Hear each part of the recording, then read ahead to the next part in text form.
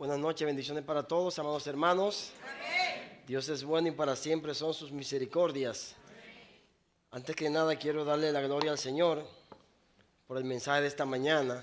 Amén. Personalmente fui muy bendecido por el Señor, porque el pecado, esa es la mayor desgracia que nos puede suceder, y el pecado es sinónimo de oscuridad, como bien dijo el predicador esta mañana, de manera que creo que el hermano le debería subir a predicar otra vez ahora para acá. Cuando escucho un mensaje así de un hijo de esta iglesia, eso me dice a mí que como congregación vamos por el camino correcto. El trabajo que se ha venido haciendo no es en vano, y la idea es que otros también emerjan de esta iglesia y prediquen la verdad de Dios. Vaya conmigo a San Juan, el capítulo 1. San Juan, capítulo 1. Los versos 1 a 13. Quiero que me acompañen en los versos pares, por favor. San Juan capítulo 1, versos 1 hasta el 13. Yo leo el verso 1, usted me acompaña en el 2 y así continuamos hasta el verso 13.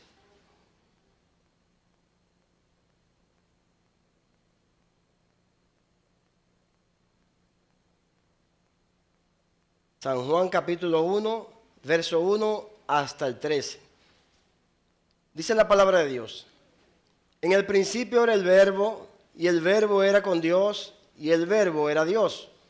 Este era en el principio con Dios.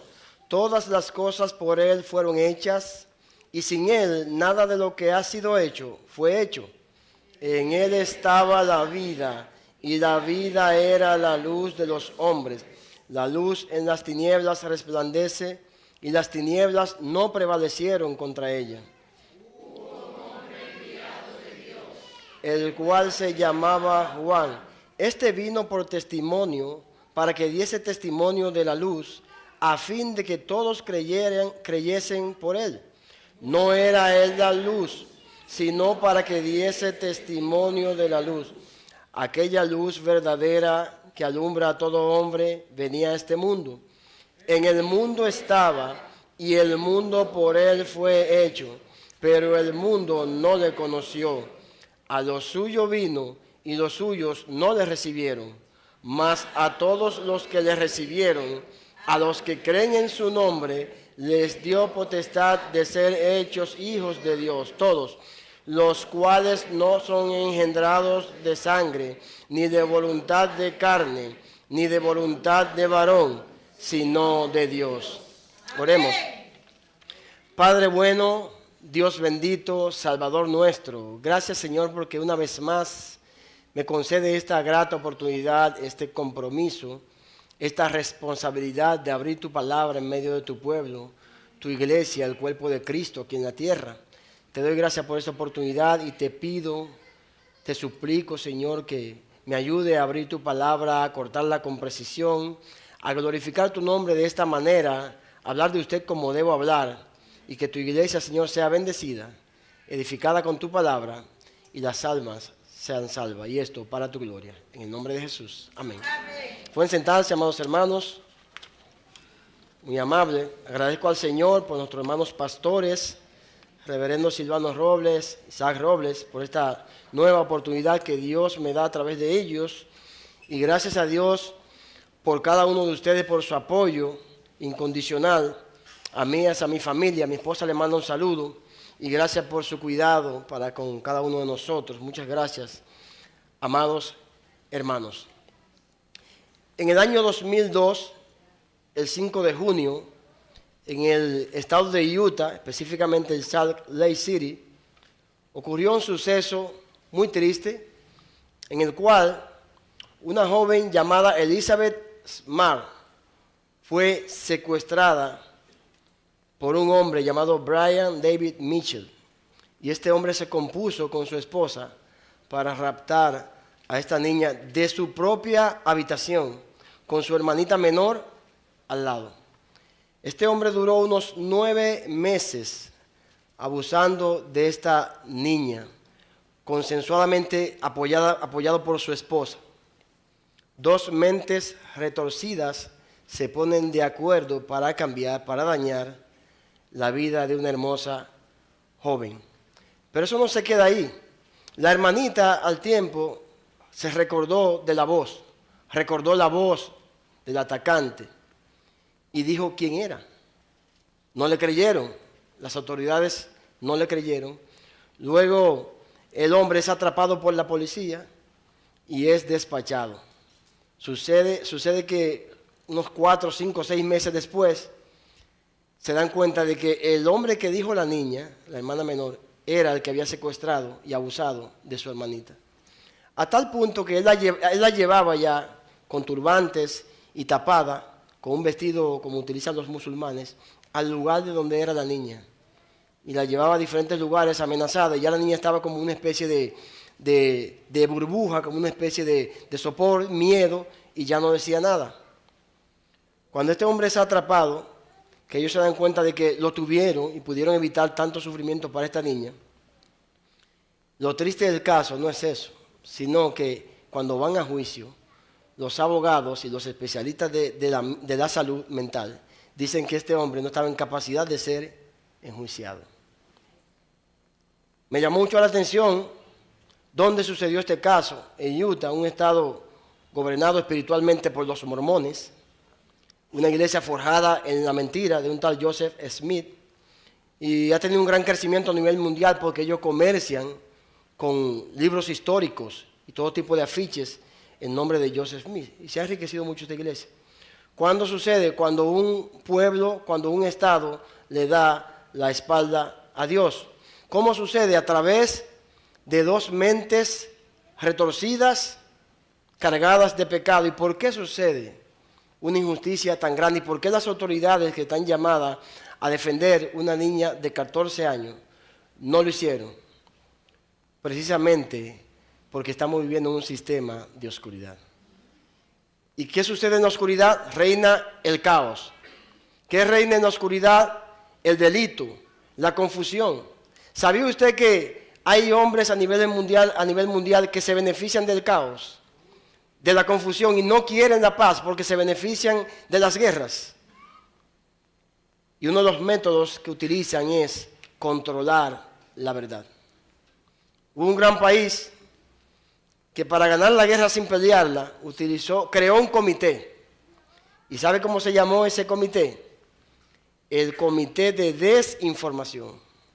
Controlaban la verdad para secuestrar la mente y las acciones de las personas y así gobernar a las personas a su antojo. Estuvimos leyendo en San Juan capítulo 1, verso 1 hasta el 13, y allí estaremos, si Dios así lo permite, hablando un poco acerca de grandes verdades que están allí en este libro, verdades claras, tácitas, didácticas, pero amplias. ¿Cómo así? Usted puede decir, bueno, yo conozco Puerto Plata y sé dónde queda, sí, pero le va a tomar un tiempo ir. ¿Por qué? Porque el camino es largo. Eso sucede con las verdades de San Juan. Son claras, digeribles, pero amplias. Y hay mucho de qué hablar en el libro de San Juan. Escrito por Juan, el discípulo amado, no por Juan el Bautista, que no escribió ningún libro inspirado, sino por Juan, el discípulo amado, un testigo ocular y presencial del ministerio de Jesús. Este libro de San Juan es muy interesante porque es un libro que habla de los extremos. Habla de verdades absolutas, luz, tinieblas, verdad, mentira, etcétera, etcétera. Y es un libro un tanto diferente a los 3 evangelios sinópticos, a saber, San Mateo, San Marcos y San Lucas, que registran los mismos milagros. Muchos acontecimientos coinciden en estos 3 evangelios. Sin embargo, el libro de San Juan posee acontecimientos y milagros que solo se encuentran aquí. Podemos citar algunos. Las bodas de Caná en Galilea, cuando Jesús convierte el agua en vino, capítulo 2. ¿Qué podemos decir del encuentro entre Jesús y Nicodemo, capítulo 3? ¿Y qué podemos decir del encuentro de Jesús y la samaritana en San Juan, capítulo 4? Esto nos da a entender que posee grandes verdades, verdades singulares, pero amplias. Cabe destacar que Juan, el discípulo amado, presenta a Jesús como el Verbo de Dios, el Verbo encarnado. Y desde el capítulo 1 hasta el capítulo 13 vemos que Juan nos habla acerca del rechazo hacia Jesús por parte de los judíos.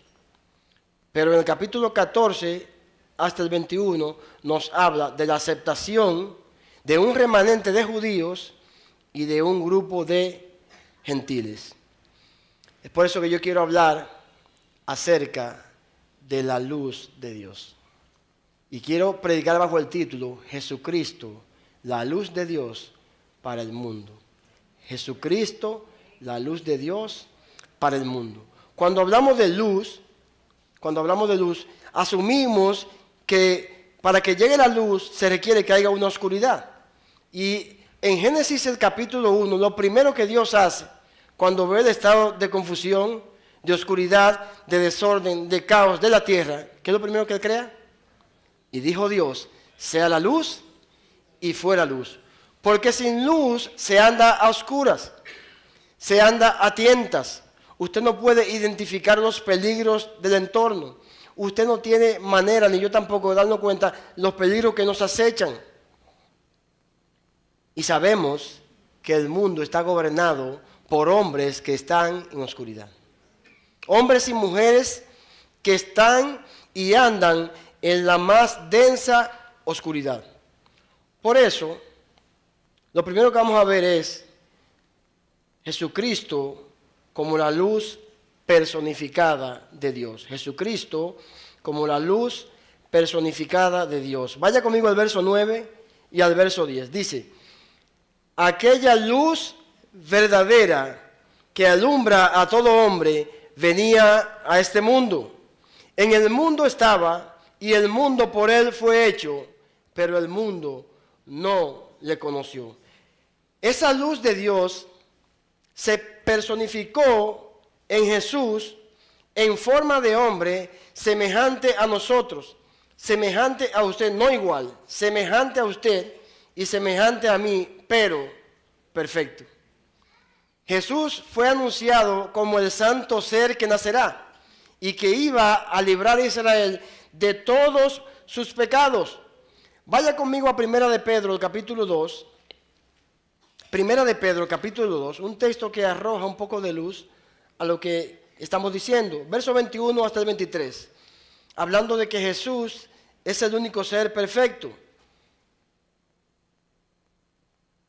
Primera de Pedro, capítulo 2, verso 21 hasta el 23, dice, pues para esto fuiste llamado, porque también Cristo padeció por nosotros, dejándonos ejemplo, para que sigáis sus pisadas, el cual no hizo pecado, ni se halló engaño en su boca, quien cuando le maldecían, no respondía con maldición, cuando padecía, no amenazaba, sino que encomendaba la causa al que juzga justamente. No hizo pecado, nunca mintió, nunca engañó. Y yo pregunto, ¿ese es tu caso, amado hermano? Ese no es mi caso. Lamentablemente yo le he fallado a Dios, le he fallado a personas, y yo sé que usted también. Eso nos habla tácitamente, claramente, de que Jesús vino en semejanza de hombre, pero perfecto. Jesús se mantuvo haciendo el bien, fiel a su Dios, trabajando en beneficio de la gente, aunque muchas veces ese beneficio no le parecía tal beneficio a la gente. ¿Por qué? Precisamente porque Jesús vino en un tiempo de densa oscuridad. ¿Cuál fue el mensaje de Juan el Bautista? ¿El mensaje de qué? De arrepentimiento. Ese fue el mensaje de Juan el Bautista. Y vemos que Jesús no solo vino en semejanza de hombre pero perfecto, sino que también vino conservando su deidad o su naturaleza divina. Así lo dice el verso 10 de San Juan capítulo 1, volvamos allá por favor. San Juan capítulo 1, el verso 10, nos muestra que Jesús tuvo la capacidad de conservar la humanidad. Era 100% humano, pero 100% Dios. Así lo dice el verso 10, dice el verso 10. En el mundo estaba y el mundo por él fue hecho. Y yo pregunto, ¿quién creó el mundo? ¿Qué dice Génesis 1:1? En el principio creó ¿quién? Dios, los cielos y la tierra. Entonces Jesús es Dios. ¿Y qué dice ahí? Jesús es Dios. Mis amados hermanos, Jesús nunca dejó de ser Dios. Nunca, y no podía dejar de ser Dios, porque es el unigénito Hijo de Dios, en el cual el Padre se deleita. El verso 1 y el verso 2 del mismo pasaje nos dice: en el principio era el verbo, y el verbo era con Dios, y el verbo era Dios. Este era en el principio con Dios. Desde antes de la eternidad y hasta la eternidad, Jesús es Dios mismo. Amén. Dios encarnado. Qué bendición, hermano, que usted y yo tenemos a ese Dios de nuestro lado. Y que no andamos en tinieblas como el mundo. Hermano, tener la luz de Dios morando en el corazón es la mayor bendición que te ha sucedido, y a mí también. Amén. Porque ahora entendemos las cosas como Dios nos las presenta. Ahora entendemos lo que Dios espera de nosotros. Ahora entendemos el estado tétrico y triste y de condenación en que está el mundo, porque precisamente están en oscuridad. Jesús es Dios encarnado y conservó también su humanidad. El verso 14 dice: y aquel verbo fue hecho carne y habitó entre nosotros, y vimos su gloria, gloria como del unigénito del Padre, lleno de gracia y de verdad. Jesús confirmó, confesó, aseveró, afirmó verdades que representaban un peligro para él. Y cuando le decían, ¿por qué tú haces eso y aquello? Decía, porque es la verdad. Yo les digo la verdad, ustedes no me creen, porque no son de mis ovejas. Entonces, mis amados hermanos, Jesús no solamente es el ser perfecto, no solamente es Dios encarnado, sino que aunque vino en semejanza de nosotros, vino con todo el poder. Jesús es el Dios omnipotente al cual usted y yo servimos. Y Él vino con todo ese poder, aunque en un cuerpo humano, ¿para qué? Número 1, para dar conocimiento de la verdad de Dios. ¿Escuchó? Para dar conocimiento de la verdad de Dios. El verso 9 dice: aquella luz verdadera que alumbra a todo hombre. ¿Que alumbra a quién? A todo hombre. Esa luz verdadera, cuando habla de luz verdadera, implica que hay otras cosas que pretenden ser luz y son distorsión. Son luces opacas porque no son la luz de Dios. Es una luz difusa que tergiversa la imagen y que usted no sabe lo que usted está viendo. ¿Qué hacen aquellos hombres? Por diferentes motivos, motivados por diferentes razones. Bueno, manejan esa luz, que no es luz, que es oscuridad, que es tenue, y se benefician del error. Se benefician del error. El conocer la verdad de Dios es importante, porque podemos caminar según lo que Dios espera de usted y de mí. Y podemos identificar cuando alguien no anda conforme a la verdad de Dios. Podemos identificar cuando una persona, aunque diga que es cristiano, no lo es, lo sabemos. Porque la palabra de Dios nos enseña que el buen árbol da buenos frutos. Y cuando Dios alumbra un corazón, lo alumbra para siempre. Amén.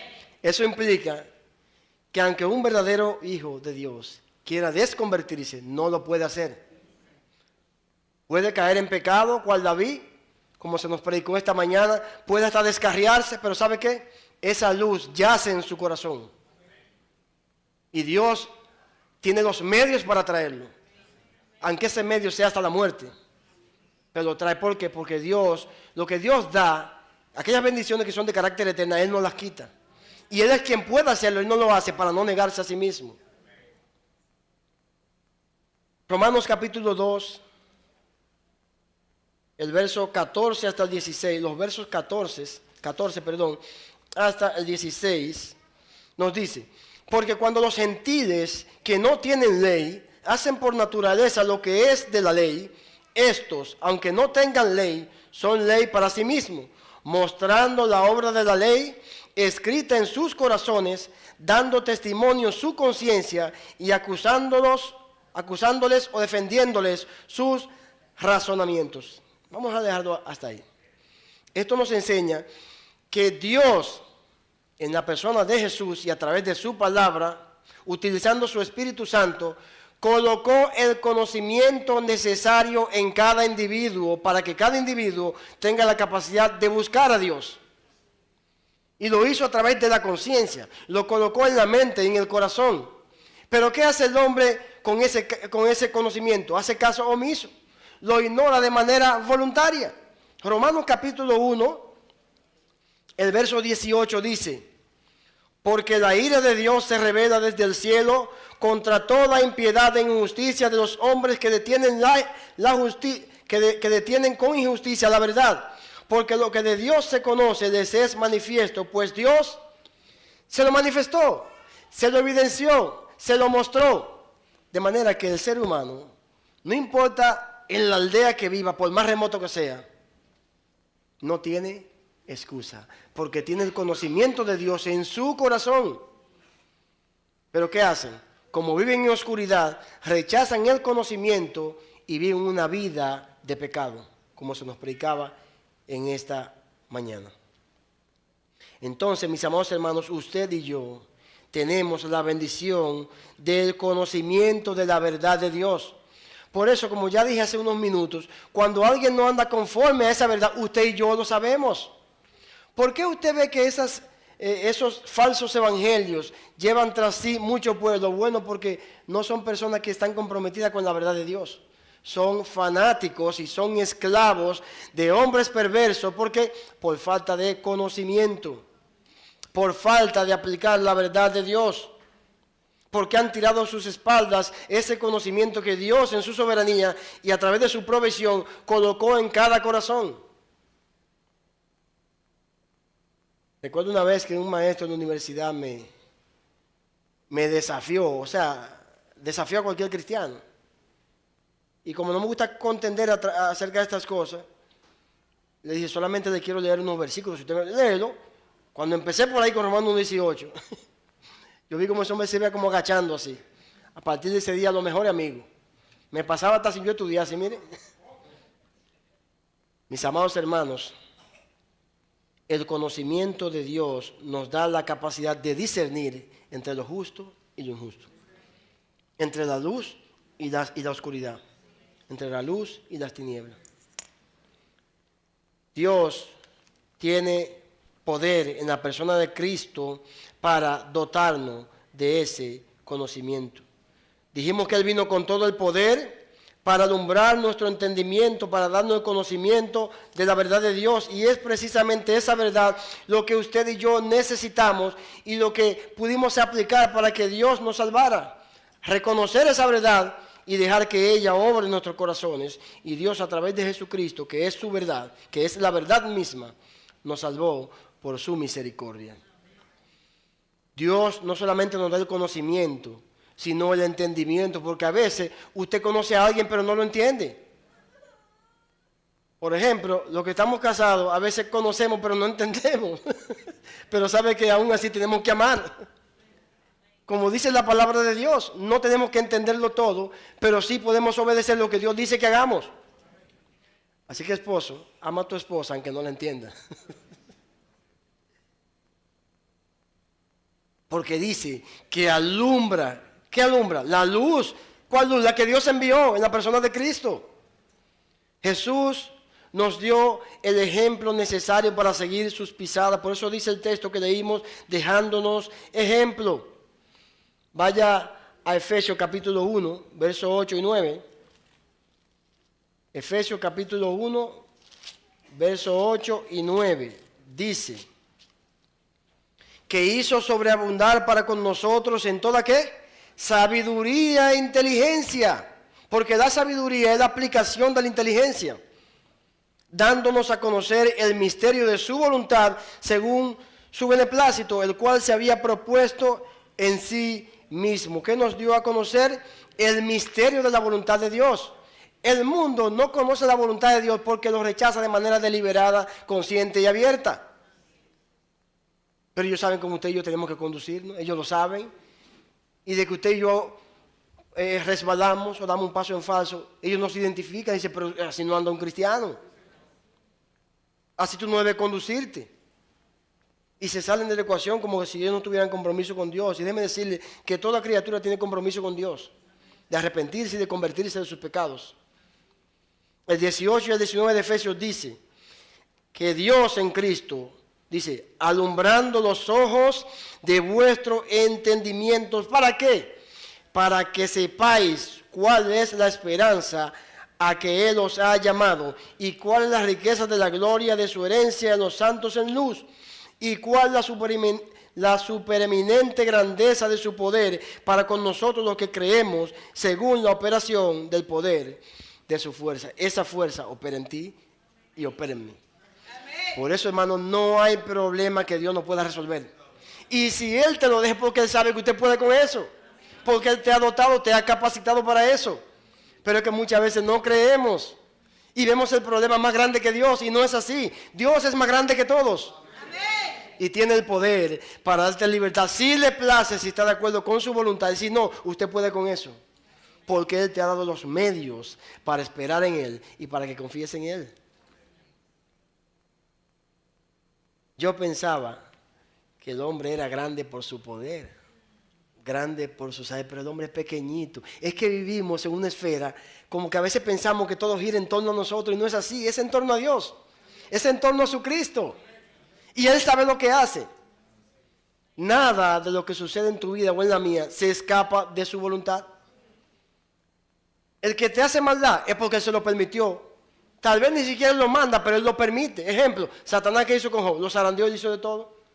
Dios no lo mandó, pero Dios se lo permitió. Y le puso un freno, no toque su vida. O sea, ni una hoja cae sin el consentimiento de Dios.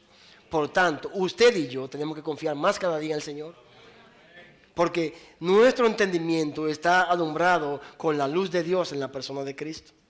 Y tenemos el Espíritu Santo de Dios, que es Dios sobre todas las cosas, quien nos guía, quien nos aconseja, quien nos alumbra, quien nos detiene, quien nos amonesta de manera interna. Pero también, mis amados hermanos, y les recuerdo, ningún problema en tu vida es más grande que Dios. De nuevo, ningún problema en tu vida es más grande que Dios. Jesús vino con todo el poder, no solo para dar entendimiento y conocimiento, sino también para dar a conocer el alcance de su luz, el alcance de su verdad. El texto dice, en el verso 9, aquella luz verdadera que alumbra a todo hombre. Dice que potencialmente hay luz suficiente, como gracia suficiente para salvar a todos. Y que hay luz suficiente para que todo el mundo entienda y reciba a Dios. Eso lo dice el verso 9, que alumbra a todo hombre. Dios envió a su luz, Dios envió a Jesús para alumbrar a todo hombre. El hombre no tiene excusa. Pero también Dios envió su luz en la persona de Jesús para dar a conocer la autenticidad de su verdad, la autenticidad de su luz. ¿Y por qué esto es importante? Por lo que dije hace un rato. Porque hay muchas luces difusas que no son la luz de Dios.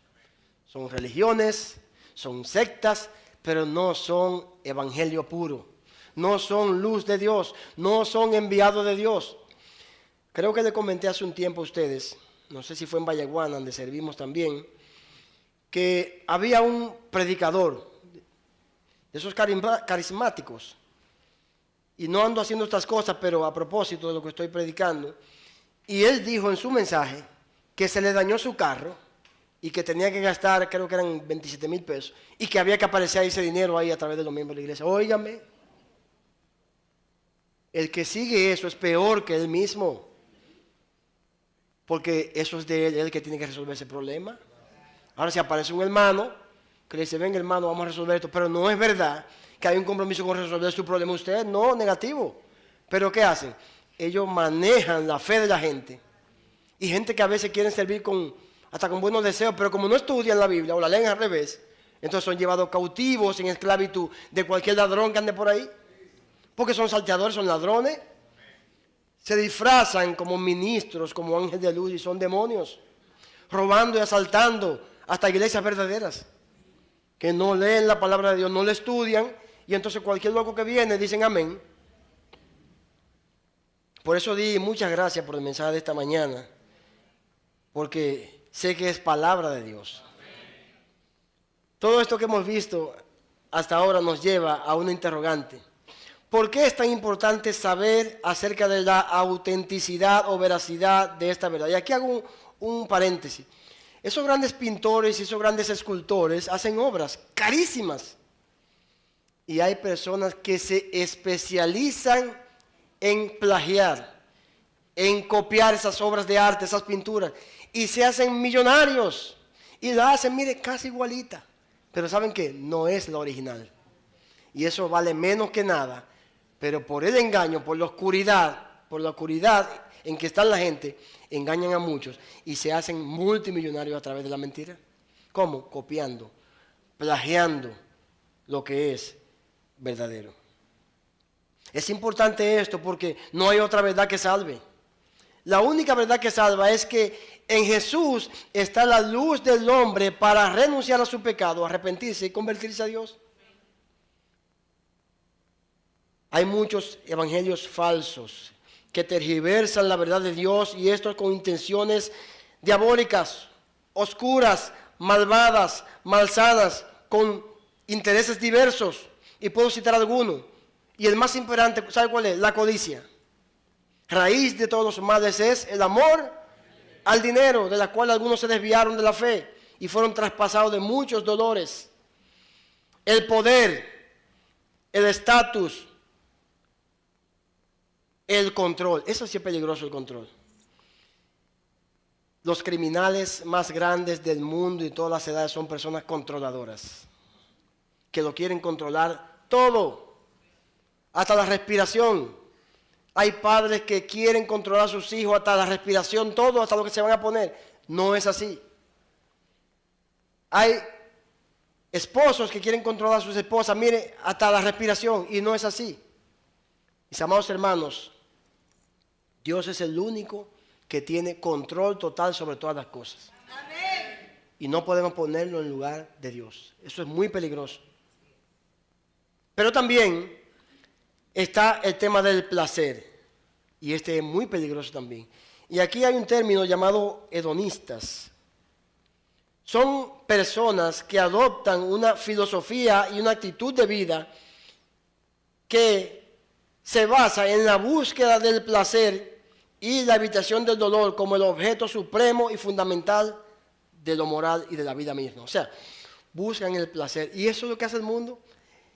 Si usted se fija, la mayoría de personas de alguna manera tienen algún vicio. De alguna manera. ¿Por qué? Porque quieren sentir placer en algo que hacen. Pero el placer del Hijo de Dios es saber que tiene a Cristo en su corazón. Eso produce placer. Yo decía en días pasados, los hermanos en Vallaguana, que si la palabra de Dios no mueve a un cristiano, ¿qué lo va a mover? Por eso, pase lo que pase con nosotros y en esta iglesia, seguiremos predicando la verdad de Dios. Porque sabemos y entendemos que eso es lo único que mueve con un motivo apropiado al cristiano. La verdad de Dios. La verdad de Dios. Bueno, es que toda palabra que va en contra de Cristo y de su santa palabra es falsedad pura. Todo evangelio que no reconoce a Jesús como el enviado de Dios y el unigénito de Dios es falso. Todo evangelio que no reconoce que Jesús es el único medio de salvación para el hombre pecador es un evangelio falso. Todo evangelio que no reconoce a Jesús como Dios mismo también es falso. Y podríamos seguir citando ejemplos. Vimos, en primer lugar, la personificación de la luz de Dios en la persona de Jesús. Ahora veremos en los versos 10 hasta el 11 el rechazo de aquella luz, el rechazo que Jesús sufrió. Jesús fue rechazado. Bueno, una de las peores cosas que puede suceder cuando nos sentimos rechazados por alguien de quien no esperamos. Por eso yo sé que Jesús no se sintió bien con el rechazo. Aunque lo manejó porque es Dios, pero nadie se siente bien que lo rechacen. Y mucho menos de la persona que tú esperas, que te traten con desdén.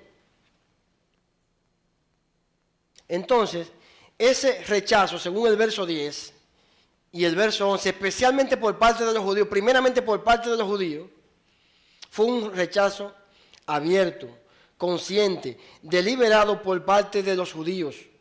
Y esto lo sabemos por varias razones. Número uno, Jesús como dador de la vida colocó lo que el hombre necesitaba saber, ya lo dijimos, pero Jesús hizo eso para que el ser humano no tenga excusa. Así lo dice el verso 10. Vaya a San Juan una vez. Capítulo 1, verso 10 y verso 11. Dice, en el mundo estaba, y ese mundo, el mundo, todo el vasto mundo del universo, por él fue hecho. Pero ese mismo mundo que fue hecho por Dios con la capacidad de reconocerle, porque él le alumbró, entonces ese mundo no lo reconoció, no lo entendió, no lo recibió, más bien lo rechazó. A lo suyo vino, o sea, a su oficio, a su tarea, a su misión, a su encomienda, a cumplir la voluntad de su Padre. Pero los suyos, especialmente los judíos, no le recibieron. No le recibieron. Ya leímos Romanos capítulo 2, verso 14 y verso 15, cuando dice que Jesús nos dio y les dio a los judíos todo lo necesario para que lo esperaran con los brazos abiertos. Jesús no solo dio el conocimiento, sino que también dejó un precioso testimonio para que todo aquel que quiere seguir a Dios le siga a Él.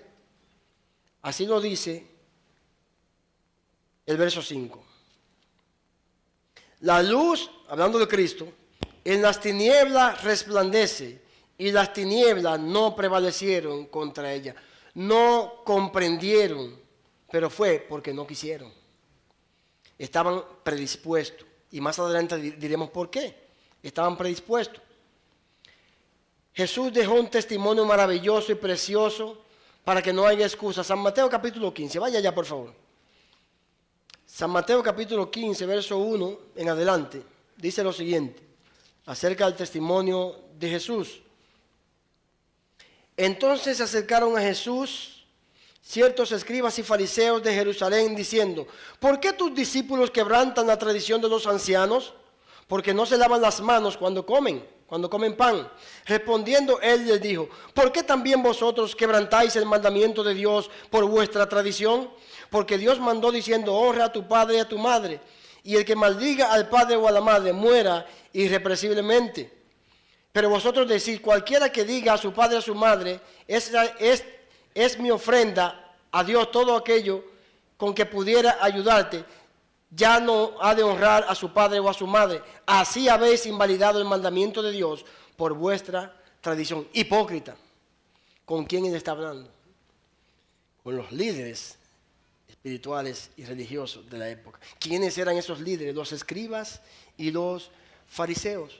Los escribas transcribían la ley de Dios y los fariseos fue un grupo que empezó muy bien. Cuando hablamos y pensamos de fariseos, casi siempre nada más pensamos en el estado que estaban cuando Jesús vino. Sin embargo, es bueno remontar cómo iniciaron.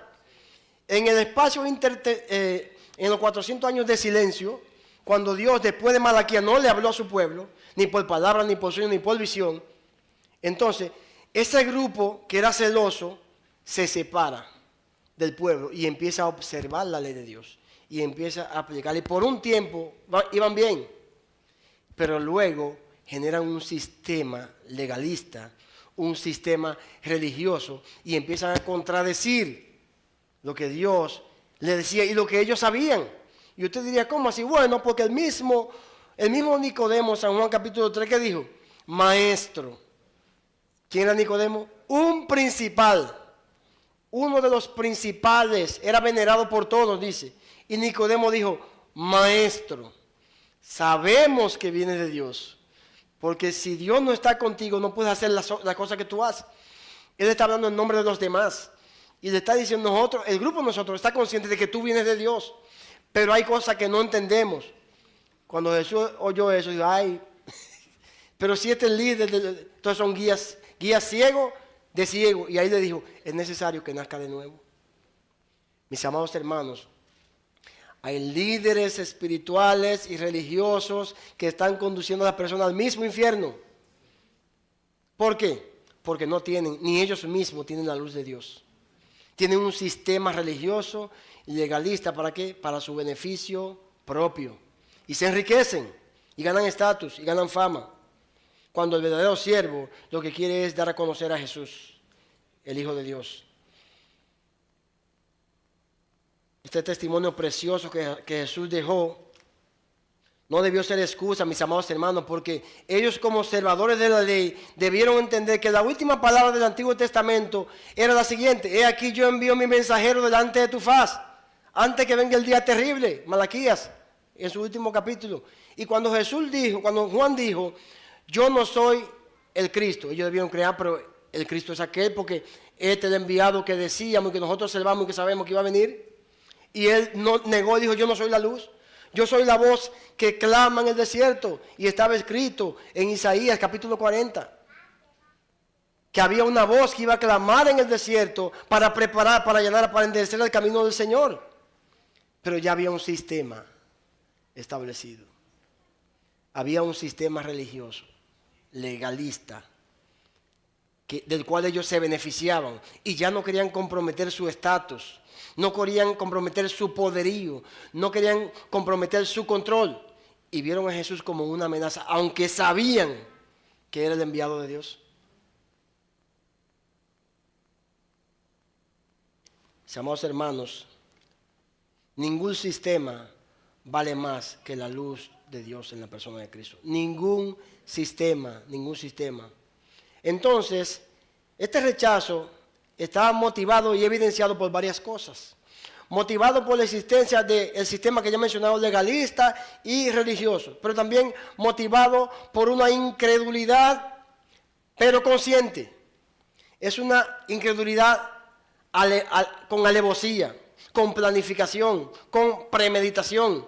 Por eso cuando una persona comete un crimen, se indaga para la condena. Se indaga acerca si hubo un plan. Y si no se encuentra un motivo, es difícil condenar a alguien en un tribunal. Es difícil, tienen que encontrar el motivo. Entonces aquí había motivos. No querían comprometer su sistema. Juan dio testimonio de que era un siervo. ¿Sabe cuándo? Cuando dijo, Juan, pero mira, el que tú bautizaste, anda por ahí, la gente le sigue, pero yo le dije a usted que yo no soy el Cristo. Yo no soy digno ni siquiera de saltar su correa. Ese era un siervo de Dios. Por eso Jesús dijo que de los nacidos de mujer no ha habido uno más grande que Juan. Porque Juan supo proyectar la gloria que quería venir haciendo él hacia Jesús. Y eso debe hacer todo hijo de Dios. No solo todo siervo, no, todo hijo de Dios. Que toda la gloria se proyecte en un ángulo de 90 grados hacia el cielo. Hacia Dios, hacia su Cristo. Cuando usted es un hombre empeñado en atraer a la gente hacia sí, diga que no es ningún líder espiritual, no es un verdadero ni siquiera cristiano. ¿Por qué? Porque el verdadero cristiano lleva a la gente a Cristo, a Jesús, porque ahí está la luz verdadera.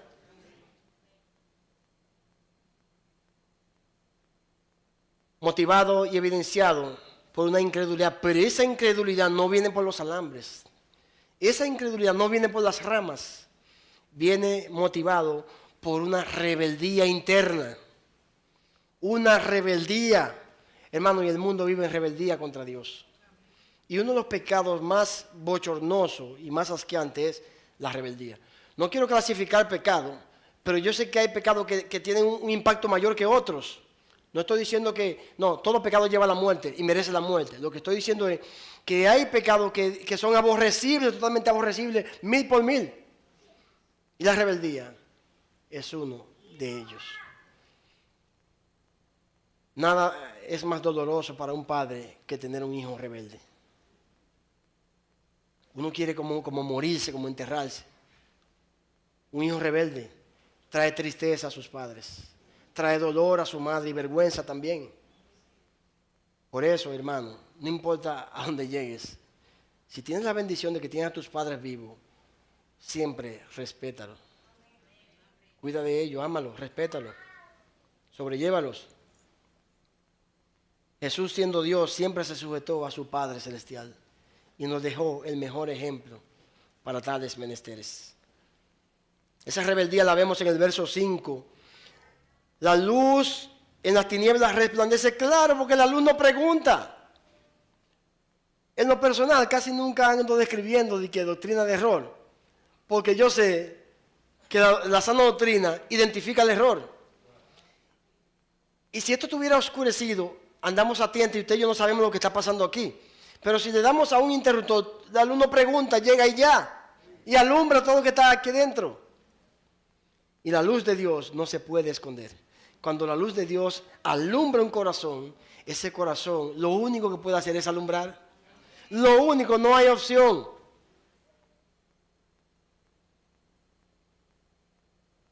El verso 9 y el verso 10 y el 11 también nos habla de esa rebeldía. Pero el mundo no le conoció y los suyos no le recibieron. Eso habla de un rechazo. Y hasta el día de hoy el mundo vive a espalda de su Dios, a espalda de Cristo, a espalda de la luz, porque eligen la oscuridad. Si bien es cierto que Dios es el único que salva a través de su gracia, pero el hombre no es exonerado de su responsabilidad. No hay nada que exonere al hombre, aunque Dios en su soberanía va a salvar a los elegidos, pero el hombre sigue siendo responsable de su perdición. Seguirá siendo así. ¿Qué vimos? Vimos, en primer lugar, la personificación de la luz de Cristo, de Dios en la persona de Cristo, y vimos el rechazo abierto y deliberado, motivado por diferentes razones. Finalmente, quiero que veamos su aceptación. Y dentro de esa aceptación está usted y estoy yo. Y eso me trae gozo, hermano, mire, me trae mucho gozo. Porque cada cristiano debe mirar hacia atrás y pensar cómo pensaba, cómo vivía, cómo se manejaba, en oscuridad pura. Y hoy tenemos el conocimiento, la luz de Cristo. Debemos ser humildes y obedientes a Dios y alumbrar a aquellos que están en oscuridad. Amén. Por tanto, esta aceptación está motivada, número uno, por la gracia soberana de Dios en la persona de Cristo. Verso 12 dice: mas a todos los que le recibieron, a los que creen en su nombre, a todos los que le recibieron, pues recibieron porque esa luz fue enviada. No podemos recibir si no se nos otorga, si no se nos ofrece. Para que recibamos la luz tuvo que ser ofrecida. ¿Y quién la ofreció? Dios el Padre en la persona de su Hijo Jesús. Entonces eso habla de su gracia, de su favor inmerecido para con la raza humana. Y dentro de ese grupo usted y yo estamos. Nosotros tenemos que vivir la vida como que nos están haciendo cosquillas. No andar por ahí mirando para abajo. Usted ve que los cerdos miran para abajo mucho. Y todavía se comen algo y ni siquiera miran al que se lo dio. Son mal agradecidos. Y van así, miren, y se comen eso y siguen buscando. Y no miran al dueño, no miran al que le dio eso. El cristiano no puede ser así. El cristiano tiene que, con la frente en alto, Señor, gracias por tu misericordia. Gracias por tu gracia. Gracias por tus favores. Gracias por esta nueva vida que me has dado. Motivada por la gracia de Cristo. Todo es por gracia. Por medio de la fe. Motivada por una fe genuina, activa y pública. Eso quiere decir que no hay cristiano de la secreta. Ningún cristiano debe avergonzarse de Dios ni de su Cristo. Por eso, cuando una persona dice Dios te bendiga por la esquinita de la boca, me está diciendo que no es cristiano. O me está diciendo que se avergüenza de Dios. ¿Y qué va a hacer Dios? Se va a avergonzar de él también. La Biblia no falla, lo que fallamos somos nosotros. Dios te bendiga. Hermano, el Dios te bendiga nace en número 6, verso 22 hasta el 27. Vamos allá para que usted vea. Para que usted vea dónde nace el Dios te bendiga. No es un cliché, no es una muletilla. Vaya número 6. No es una muletilla, el cuarto libro de la Biblia. Fíjense lo que dice el verso 22.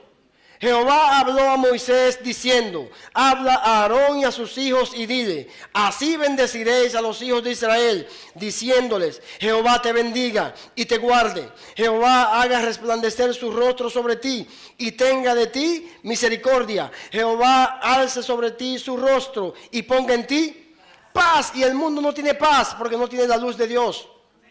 Y pondrán mi nombre sobre los hijos de Israel. ¿Y qué va a hacer Dios? Y yo lo bendeciré. El mismo Dios está diciendo: no voy a tener opción, te voy a bendecir. Entonces cuando usted le diga a alguien Dios te bendiga, no es un cliché. Dios te bendiga, hermano. No, Dios te bendiga, Dios te guarde. Ven acá, ven a abrazarte, ven. Amén. Que tenemos tanto en común. Tenemos un Dios poderoso, tenemos su Espíritu Santo, tenemos su palabra para que vivamos felices. Pero creemos que los problemas son más grandes que Dios. Cuando Pedro dice que todos esos problemas diversos le van sucediendo a todos los hijos de Dios en diversas partes del mundo. O sea, si tú eliges una gente, yo también, cuéntame tu historia, usted va a salir llorando con él, llorando con ella, porque va a empezar a decirte cosas que le han pasado. Usted va a decir, ¿cómo? Yo pensé que yo estaba mal. Mis amados hermanos, esto es transitorio. Y cuando entendamos que tenemos una gloria eterna, donde morará la justicia, donde estaremos en luz y donde Cristo será nuestra luz, de hecho lo es, entonces vamos a entender que estamos de paso aquí. Y vamos a aprovechar el tiempo para congregarnos, vamos a aprovechar el tiempo para vivir una vida piadosa, vamos a aprovechar el tiempo para hacer, y lo digo para la gloria de Dios, lo que hacen nuestros jóvenes, que con toda su juventud la están aprovechando en el Señor. Tengo un aprecio muy especial por cada uno de nuestros jóvenes de esta iglesia. Eso no quiere decir que sean perfectos ni que están en el cielo, no, pero son jóvenes que Dios le ha permitido, le ha concedido desde su juventud vivir para Él, cosa que muchos de nosotros no pudimos hacer con nuestra rebeldía, y ellos están aprovechando ese momento. Y hay otros aquí que no han conocido el mundo de maldad, no tuvieron la oportunidad de vivir en el mundo. La mayoría de los que estamos aquí nos revolcamos en el mundo de maldad. Y hay individuos aquí adentro, hermanos, queridos y hermanas, que nacieron en el Evangelio. ¡Qué bendición! Amén. Dios es bueno. Motivada por una fe genuina, activa y pública en Jesús, el Hijo de Dios, pero también motivada por una decisión consciente en Jesús como Salvador personal. Motivada por una evidencia por la obra de Dios en cada salvo por Él. Esto habla de un nuevo nacimiento.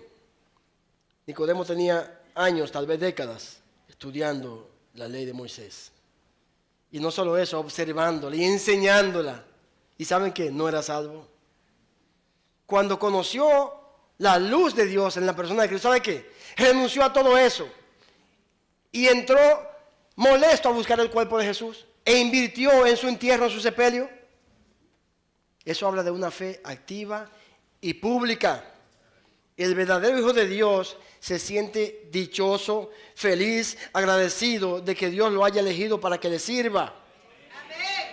Cuando la palabra de Dios habla, en 1 Corintios, el capítulo 4, que dice de administradores y servidores, se está refiriendo a los esclavos de más baja condición, que echaban, gastaban, invertían toda su vida sirviendo dentro de un barco. Y hoy en día hay gente haciendo piruetes, trayendo al pueblo de Dios tras de ellos. Cuando dice la Biblia, y eso lo dijo Pablo, téngannos pues, mírennos pues, y ojalá y proyectemos que nos vean como esos esclavos de baja condición, esos desconocidos que están en la panza de un barco remando y un capataz dándole con un látigo. Amados hermanos, no todo el que dice Señor, Señor entrará al reino de los cielos. El Señor va a maldecir a muchos porque se están agarrando al evangelio para enriquecerse.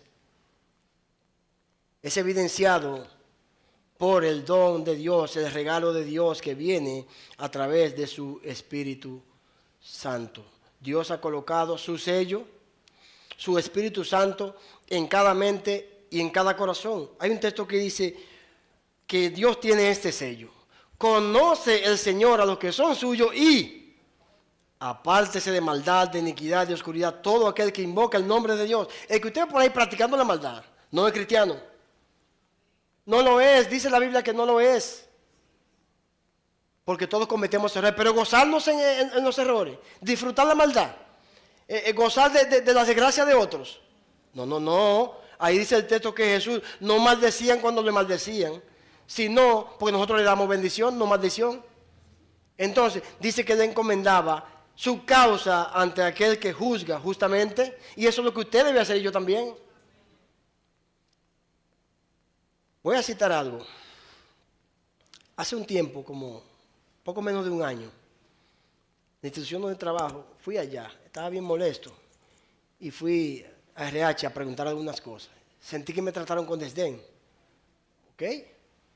Yo dije, dentro de mí son simples mortales, déjame ir pan de los jefes, que uno de ellos dice que convertido. Cuando yo así que me tranqué con él, que empecé a decirle, mire, esto, aquello, yo soy hijo de Dios, así. ¿Sabe qué? A los 3 días, por ahí, o 4 días, Dios puso a esa misma señora a otorgarme un ascenso que ella me negó. ¿Qué le parece? Yo no tuve que hacer nada, me refiero a, no tuve que mover un dedo y amenazar a gente, ¿no? Me fui, dije esto, aquello, yo me voy por las buenas, tranquilo. Y ella misma me llamó como a la semana, mira. Yo, bueno, gloria al Señor. Mano, el que se mete con un hijo de Dios, la paga, y muy caro. Otro ejemplo, y no me gusta, pero lo voy a hacer porque me llegó a la mente, no lo traje ni siquiera aquí. Una persona me tiró una foto y le envió por allá, esa foto dio muchísimas vueltas. Y me querían hacer un lío con eso. ¿Sabe qué? La planta entera le querían dar golpe, agredirlo físicamente. Una organización multinacional, lo querían agredir físicamente. Y él llamó a mi hermano. Y le dijo, mire, discúlpeme, yo no sabía lo que era meterse con no sabía lo que era meterme con un hijo de Dios. Sentí que el mundo se me vino arriba. Yo lo dejé tranquilo, después yo me acerqué a él y hablé con él. Somos amigos. Porque hermano, es como dijo el predicador esta mañana, otro hermano, los pensamientos de Dios no son los nuestros. El pensamiento del cristiano no es el pensamiento del mundo. No podemos devolverle igual. Tenemos que mantener nuestra posición. ¿De qué? De que somos hijos de Dios. De que somos diferentes, de que andamos en luz y no en tinieblas.